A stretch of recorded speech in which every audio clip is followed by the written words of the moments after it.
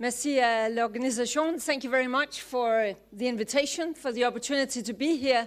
But not the least, thank you very much for having time also during this conference where I know you have a lot of different topics also to address climate change and have time to discuss that. This is very much appreciated. Your continued support for an ambitious European climate policy is really crucial. In the end, we can do a lot by setting targets, getting the pricing mechanisms right, having the overall political discussions. But in the end, what really matters is that there are people representing the communities, the municipalities, and the regions out there who simply just do the things. It's you who also have to live with the consequences. And I'm sure that no matter which region in Europe you come from, you will admit that within this summer and since last year, we have indeed experienced a lot of very strange weather. Now, it's not so that every time you experience strange weather, you could say, oh, that's because of climate change. But isn't it interesting how what we see unfold around us is very much in line with what science has warned us would happen in the respective regions. This summer we saw in southern regions of Europe very, very dry weather that I also understand not only impacts water shortage and creates that kind of challenges, but we have also seen how it can impact the harvest. In the eastern part of Europe, they have seen extreme temperatures. I do not know how many heating records that have been set in the eastern parts of Europe. I understand that this summer, for instance, in Sarajevo, they hit 48 degrees Celsius. And I think also in Hungary, they beat records to a level that they have never seen before. Whereas we here in the Nordic countries, in the northern part of Poland, in Sweden, in northern Germany, and in Denmark, we definitely envisage some other kind of challenges. I do not know if you can imagine Tivoli in Copenhagen simply flooded by heavy precipitation.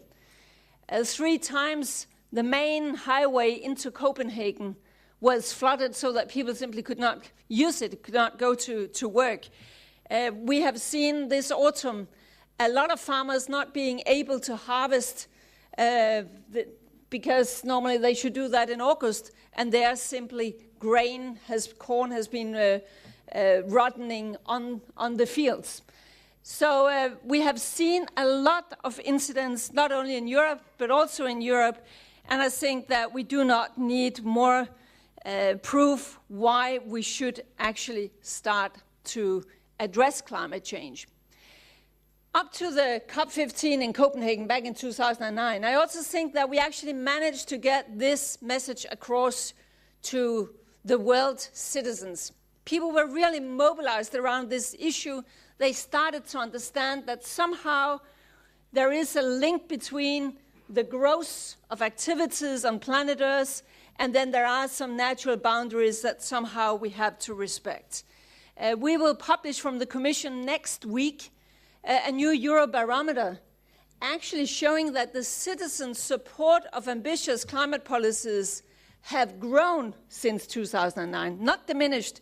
If you read the press, follow the media, you would think that interest have decreased, but actually the fact is that the citizens' interest is growing. It's not the other way around. I think that is encouraging. And although the international negotiations, with which I will not bore you today, but although they are definitely moving in slow motion, that should not be an excuse for us to stay complacent. In Europe, we should, on the other hand, continue to set the good example. It's not just something that we ourselves say in Europe, that we have been driving this process. We are driving this process. When we made the climate and energy package back in 2008, with the targets for CO2 emissions reductions by 2020, the energy efficiency target for 2020, and the target of having 20% of our energy consumption stemming from renewables by 2020, I really do believe that we set an example for the rest of the world. Is that just something we claim? No, actually, in the run-up to Copenhagen and after, more than 90 countries worldwide, and among them, all G20 countries except Saudi Arabia, have now set domestic climate targets, and they are now implementing these kind of policies. So things are actually moving in the right direction, although not as fast as the urgency of the matter should tell us to be. So what are we doing in the European Commission? Well, you can imagine that we are a bit busy handling other sorts of crises as well. But I'm actually proud to be a member of a European Commission that, despite of the very, very severe economic situation, also this spring has taken the initiative to try to push the European energy and climate policies even further. We presented back in the spring a roadmap to a low-carbon society by 2050. And one could say, how on earth can you think about 2050 when you are sort of buried in all the day-to-day problems? But we also try to think in the Commission not only of getting us out of the crisis, handling the immediate crisis, but also of what will Europe be living from when we exit the crisis? How can we create the jobs? How can we create the productivity and the competitiveness that we need? And here we really do believe that green politics, climate policies, ambitious energy policies can be a tool for that. So you will maybe have noticed that the narrative around climate has changed a bit. Not that the science is not still very important, of course it is, and the melting glaciers and all these kind of things. But we have sort of also said climate change is not sort of a standalone policy. Climate change is also about energy, energy efficiency, and when we in Europe become more energy efficient, we will have to import less fossil fuels from outside. That will increase our energy independence, our energy security. And the third part of this equation is, if we do it in an intelligent way, we can actually create jobs. We can make climate policies a driver for our innovation. Let me give you just one example. Our whole building sector in Europe is, of course, consuming a lot of our energy. If we really build more energy efficient buildings, but also retrofit all our old buildings, then not only we will save money in the longer perspective, but we can also create a lot of jobs in a building sector that right now is marred by very big unemployment. So there are many things to be gained from actually setting ambitious climate policies. And at the same time, when you sort of try to push industry in the right direction, you also force them to speed up the innovation that we need in order to stay competitive vis-à-vis countries and competitors like China, Brazil, India. I mean, we have a front-runner position here still, but we should not believe that we will stay the front-runner forever unless we speed up what we are doing. So there are many reasons why we should take this challenge seriously, and the intelligent climate policy of the 21st century will also create growth. It will make us make a more sustainable growth, but it will also make us more competitive. It's not the other way round. And then to link to the main issue of your conference on the maritime regions, because I believe that you will be some of those who are first impacted when it comes to climate change. As we know, coastal regions are hugely important for Europe's economy, and you face a lot of challenges due to climate change. Almost 40% of EU population lives within 50 kilometers of the coast. Now Europe is not as heavily impacted as other big cities, but since the early times, man has already wanted to live near the seas. So that is, of course, why many of our big cities are located with river and sea basins, because man always settled close to sea, if at all possible. I saw a few weeks back They were very afraid in New York that they would have heavy floodings coming with these tropical storm Irene. Then last week, so only a few days ago, we heard warnings and fear that maybe Bangkok would be flooded. I mean, we are talking about one of the biggest million cities in the world. It's not that bad yet in Europe, but of course population and assets will be put at risk by gradually rising sea levels. The current estimates for year 2100 suggest that European sea levels could rise between 60 centimeters and up to 1.9 meters. 1.9 meters, that is at some British western coast. I think you do not have to come from the Netherlands or from flat Denmark in order to see that that will sort of be quite a challenge for us in Europe.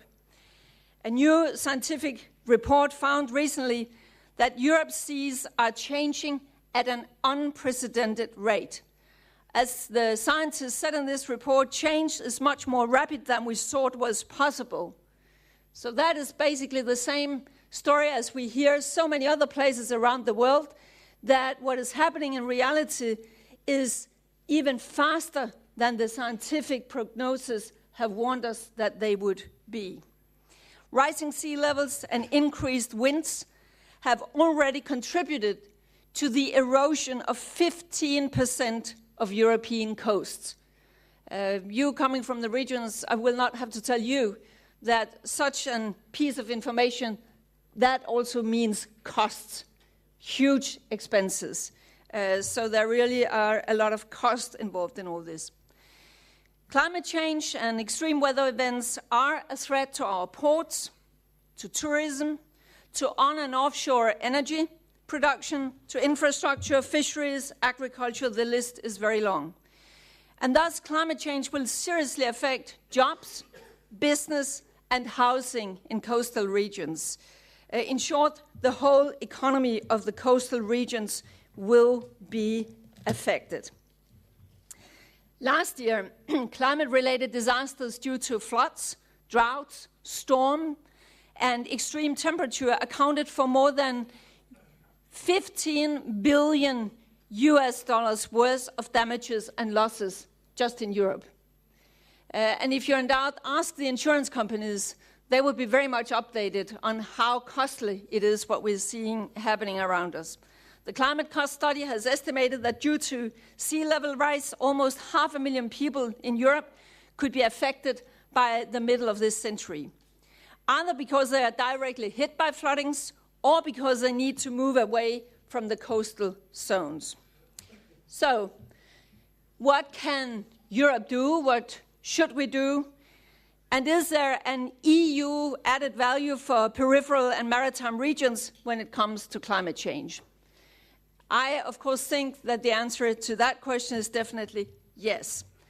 I believe that the proposal on cohesion policy, on the structural funds, that the Commission is going to adopt probably next week at the next Commission meeting, that will provide ample proof of this. As I said,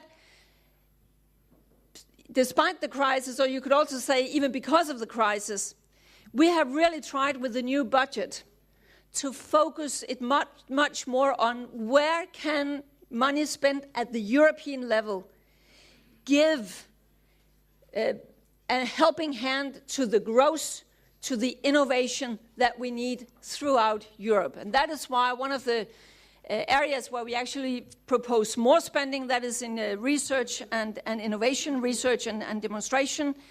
But also we have as a new thing in this draft proposal that at least 20% of the whole EU budget shall be linked to climate-related spending. What does that mean? That means, for instance, if we are talking about infrastructure, that then money should not only go to build more highways, it should also help us to expand public transport, for instance, or handle problems with maritime transport, or in ports, or other kind of sustainable solutions. that is a very, very important thing, that when we first have said at least 20% of the whole envelope should be somehow related to climate change, you can imagine that I will use that very much as a lever to take care that in the different sectors of the budget, this is actually being reflected.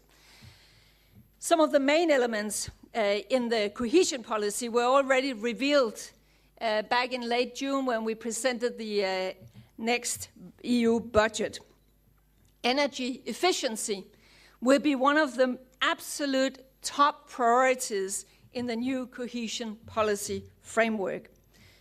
What does that mean? As I said, there are still details that we are negotiating internally in the Commission, but by and large it means that for transitional and competitiveness regions, and that is regions with a GDP higher than 75% of the European average, we are talking of a total envelope of 80% linked to three things: SMEs, social things, but also climate change. So somewhere at least 20% of the cohesion funds for these regions will be linked to whether these regions actually do something that benefits energy efficiency. So that is, of course, in order to make a very strong incentive to the regions to now really address energy efficiency, and we believe that that is also an area where it will create jobs. Jobs in the respective region, jobs that definitely cannot be outsourced to other regions like, for instance, China. And for developing regions, a floor for spending on energy efficiency projects will be introduced. Today there is a ceiling of 4%. We are still negotiating the exact percentage of the ceiling, but I can say it's a substantial upgrading of energy efficiency also for these regions. I think this is extremely important. I also think that in many of our new member states and in the regions there, I mean, you will know what the potential, how big the potential in energy efficiency will be. And as I said, a side effect of addressing this will, of course, be, for instance, to be less dependent on imported fossil fuels from the Middle East or gas from Russia.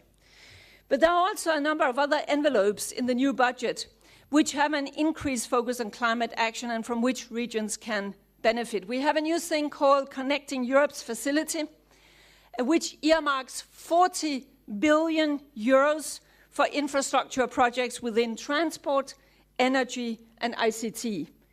To get the grids right, to get the energy infrastructure right, to get the traffic infrastructure right, to get the ICT infrastructure right, that is really key in order to connect Europe. And often we are talking about projects that goes beyond sort of the regional border or beyond the national border, and there we really can make a difference through EU money. This Connecting Europe facility will have a clear climate focus, with rail, inland waterways and maritime getting priority on the transport side, and electricity grids for renewables and transnational interconnections when it comes to energy. Finally, also worth mentioning is the so-called Life Plus program. I think that some of you will be familiar with that.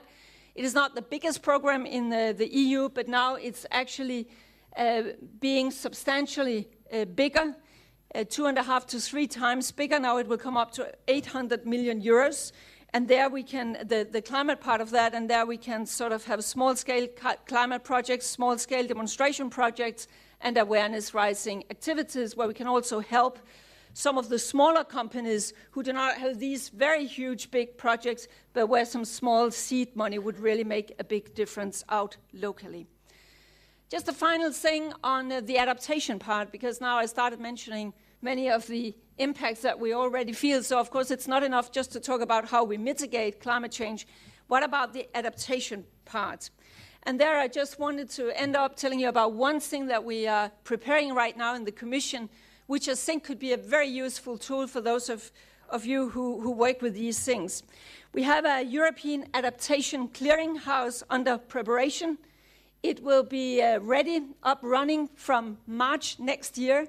And the whole idea is that you can go in as a city or a region, and there you can see I have this or that problem, and then it will pop up which other regions or cities have addressed the same kind of problem, and what is the best practice they could come up with, what it will be the economics, what would be the best technical solution, and you would be able to sort of get in contact with those in some other part of Europe who have already been dealing with the same kind of challenges as you have.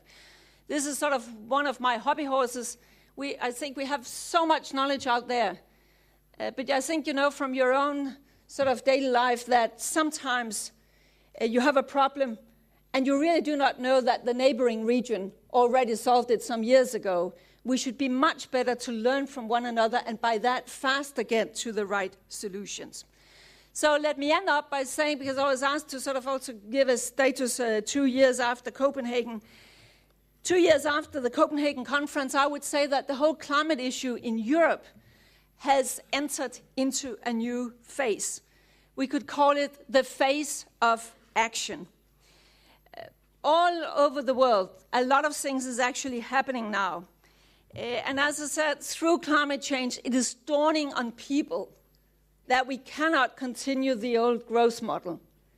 We are all talking growth. We know that we need growth, but we must also ask ourselves, what kind of growth can we have in the 21st century when we know that we will become 9 billion people when my children will be my age? So that is the more fundamental discussion we must have, both when it comes to environment and climate and energy and resource consumption.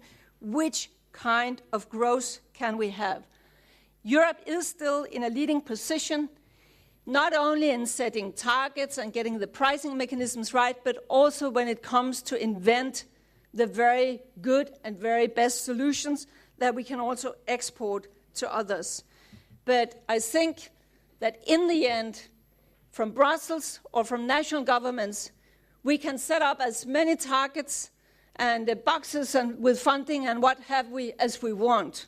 What really matters now is that business do their part, come up with the solutions, disseminate the good practices, and the same with you, working with the citizens and the SMEs and others out in the daily life in the regions. So I wish you all the best in continuing the effort. Sometimes when I sit at the international negotiation table and think, wow, things are really slow and China is moving nowhere and these are moving nowhere, I can envy you being out doing the very, very specific and concrete things where we actually can see that things are moving. And when sometimes in doubt or getting impatient with the slowness of everything, and I think you sometimes also have this feeling, then go back, think 5 years back, 10 years back. Where were we? Where were you, your organization, your region on these issues? And then I think we can all realize, okay, sometimes progress sort of happens in jumps and sometimes too slow, but actually we have come a long way within the last 5 or 10 years. The only thing is our competitors have also realized that there is a challenge. So if we want to have the growth part and the job part of this new possibilities, then it's very, very important that all of us take responsibility and deliver on each our level. So thank you for your effort.